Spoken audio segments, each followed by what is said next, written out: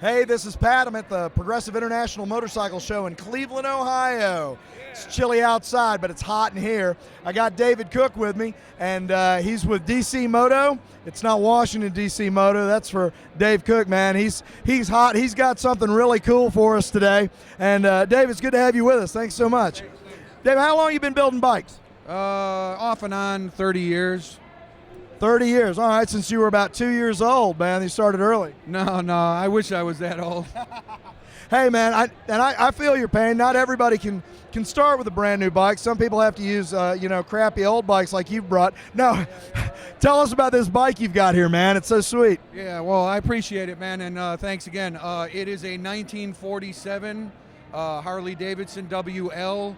And basically I bought this bike in pieces, and a lot of restoration work went into it, but my whole theme with the bike was like how a lot of bikes are coming out that are brand new and then they bring them back to like retro. Well, I was trying to take this bike and have an old one try to look new again. Yeah. So I kind of did a flip-flop on it, and this is how it came out. Well, it's absolutely beautiful. What are some of the things that how did you upgrade it and kind of make it a little more modern? Back in the day, for one, they wouldn't have used stainless spokes. The motor's a mild stroker. It is updated to a 12-volt ignition system and electronics.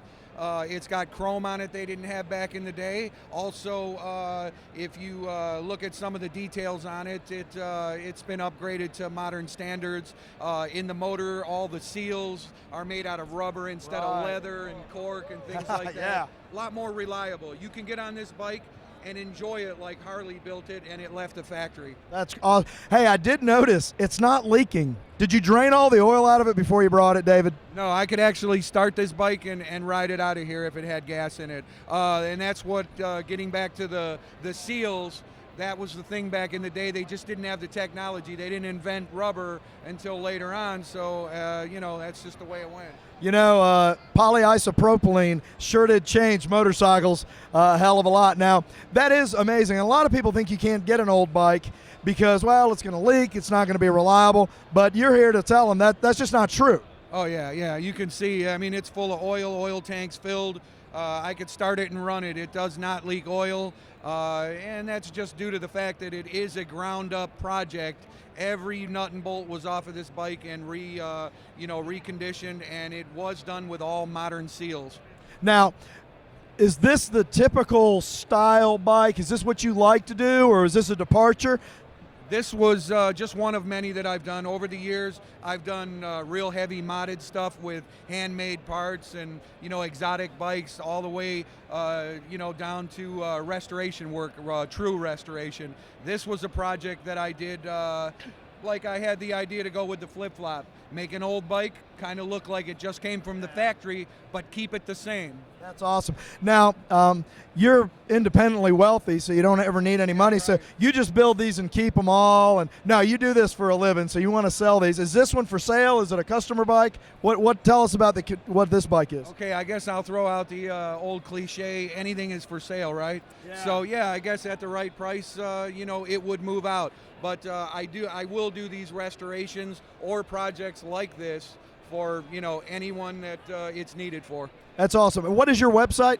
It's www.dcmoto.com, and then you can catch us on Facebook at DC Motobike.